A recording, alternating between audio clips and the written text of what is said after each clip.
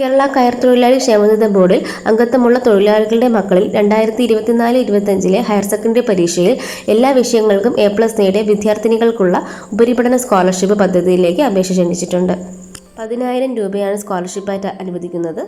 കയർ തൊഴിലാളി ക്ഷേമനിധിയിൽ register ചെയ്തിട്ടുള്ളവരും 2025 May 31 2 വർഷത്തെ സാധുവായ അംഗത്വമുള്ള കുടിശ്ശിക കൂടാതെ വിഹിതം ഒടുക്കി വരുന്ന തൊഴിലാളികളുടെ മക്കളിൽ 2024-25 +2 ഹയർ സെക്കൻഡറി പരീക്ഷയിൽ എല്ലാ വിഷയങ്ങൾക്കും A+ നേടിയ വിദ്യാർത്ഥികൾക്കാണ് സ്കോളർഷിപ്പിനായിട്ട് അപേക്ഷിക്കാൻ കഴിയുന്നത്.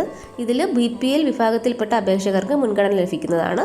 അപേക്ഷയ്ക്കൊപ്പം അപേക്ഷകന്റെ ക്ഷേമനിധി പാസ്ബുക്കിന്റെ കോപ്പി, വിദ്യാർത്ഥിയുടെ +2 മാർക്ക് ലിസ്റ്റ് സ്വയം സാക്ഷ്യപ്പെടുത്തിയ പകർപ്പ്, വിദ്യാർത്ഥിയുടെ ആധാറിന്റെ പകർപ്പ്, അപേക്ഷകന്റെ ബാങ്ക് പാസ്ബുക്കിന്റെ copy, bank account Aadhaar link ചെയ്തതായിരിക്കണം, റേഷൻ കാർഡിന്റെ പകർപ്പ് എന്നിവ ഹാജരാക്കേണ്ടതാണ്. അപേക്ഷാ ഫോം www.kayarworkerswelfarefund.kerala.gov.in എന്ന വെബ്സൈറ്റിൽ നിന്നും ലഭിക്കുന്നതാണ്.